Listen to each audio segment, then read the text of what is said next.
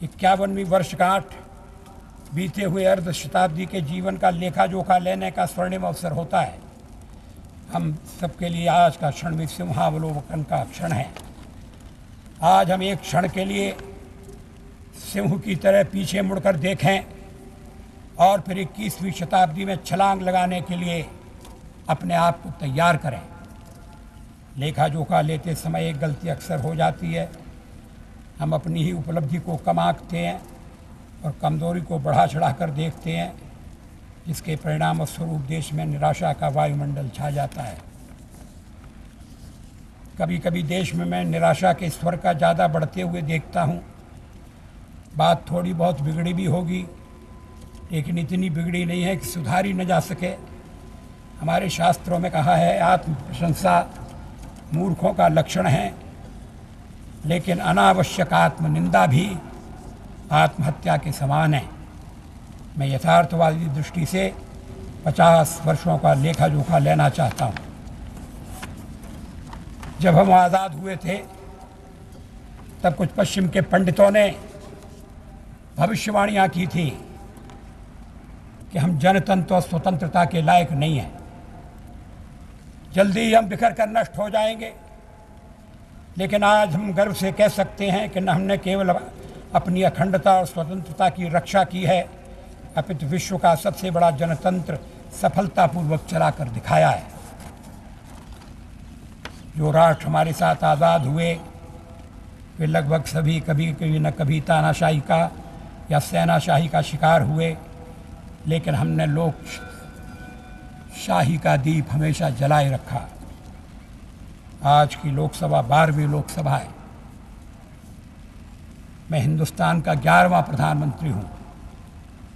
छोटे से देहात की चौपाल से लेकर संसद तक से सत्ता परिवर्तन के होते हुए दृश्य को हमने देखा है। इस सब का श्रेय आपको जाता है।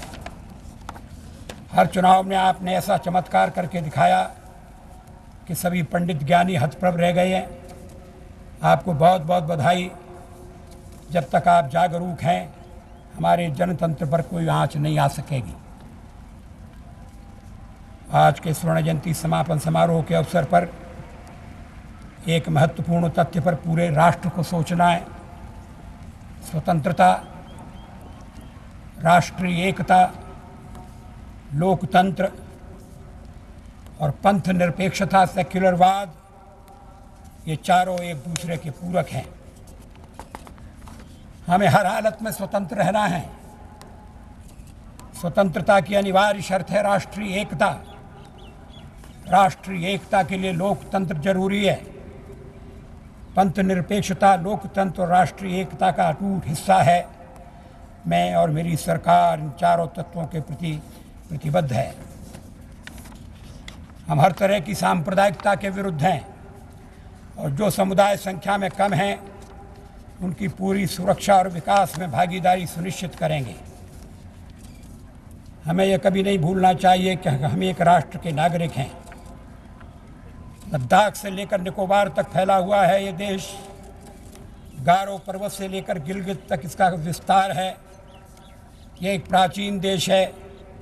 इसकी सभ्यता और संस्कृति 5000 वर्ष से भी अधिक पुरानी है।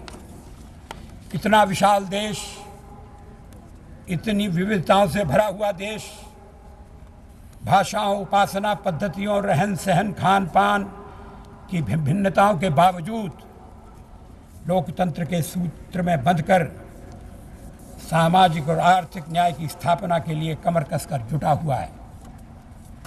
साथ साथ हम इसे भी नहीं भूल सकते कि हमें जनतंत्र को विकृतियों से बचाना है।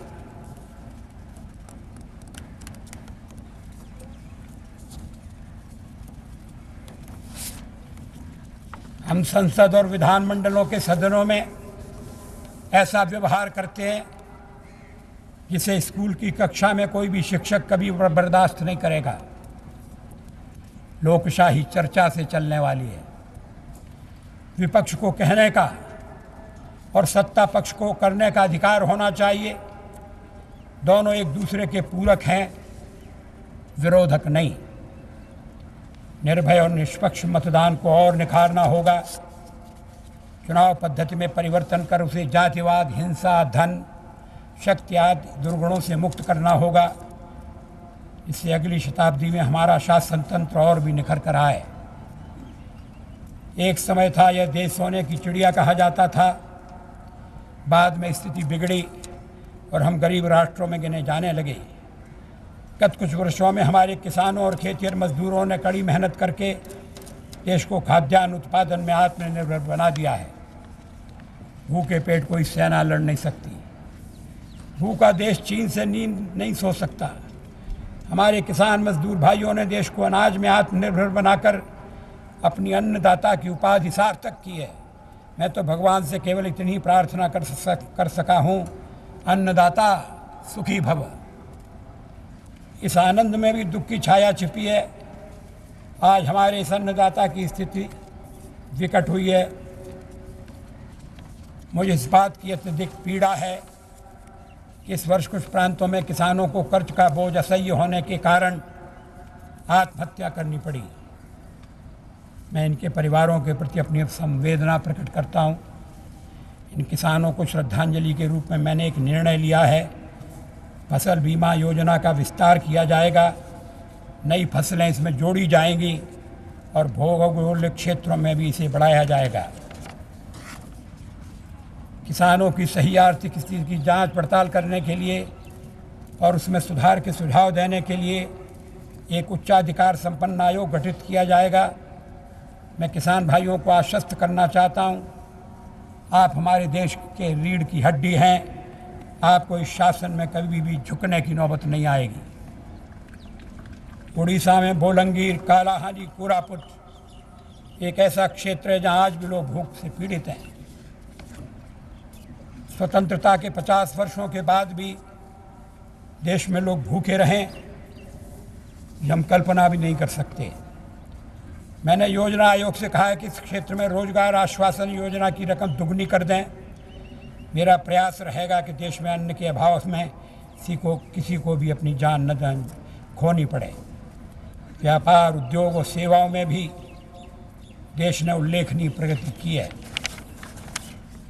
हमारे कुछ उद्योग तो विश्व की स्पर्धा में अपने झंडे गाड़ रहे हैं। इस सफलता के लिए मैं सभी मजदूरों, कर्मचारियों, प्रबंधकों, उद्योगपतियों, व्यापारियों को बहुत बधाई देता हूं। लेकिन हम जानते हैं कि यह सफलता एक पड़ाव है, अंतिम लक्ष्य की प्राप्ति नहीं। हमारा अंतिम लक्ष्य भारत को एक आर्थिक महाशक्ति के रूप में दुनिया में उभारना। मैं जानता हूं कि ये कहना जितना आसान है, करना कठिन है। इसके लिए हमें कठोर परिश्रम, प्रामाणिकता और स्वावलंबन का मार्ग अपनाना होगा। विश्व के दर्जे का माल तैयार करना पड़ेगा जो घरेलू और विश्व बाजार में प्रतिस्पर्धा कर सके। अर्थव्यवस्था में सुधार की तेजी से आगे बढ़ने की जरूरत है। लेकिन हम उदारीकरण का अनुचित लाभ नहीं उठाने देंगे। आधारभूत ढांचे के क्षेत्र में हमने परियोजनाओं को तीव्रता से लागू करने का निर्णय किया है।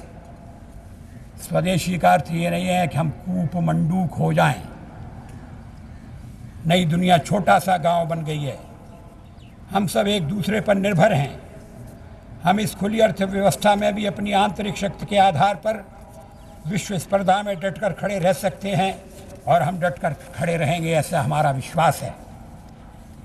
आज के स्वतंत्रता दिवस की 91वीं वर्षगांठ केवल हमारे देश में नहीं, दुनिया भर में मनाई जा रही है।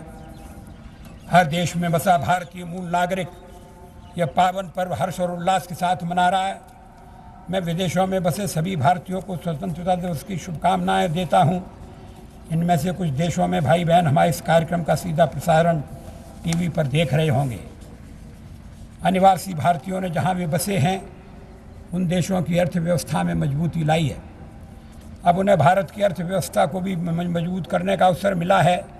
हमने अब रिसर्च इंडिया बॉन्ड्स निकाले हैं। दुनिया भर में बसे अनिवासी भारतीय इस अवसर का लाभ उठा रहे हैं। अभी तक इस योजना में 5,000 करोड़ रुपए विदेशी मुद्रा के रूप में आए हैं। मुझे विश्वास है कि अनिवासी भारतीय और भी इसका लाभ उठाएंगे। देश का आर्थिक विकास अपने साथ साथ कुछ समस्याएं भी लेकर आता है। हमें उन्हें हल करना है। मैं जानता हूं कि आप सब और ख़ासकर बहनें कुछ चीज़ों की बढ़ती कीमतों से खासी परेशान हैं।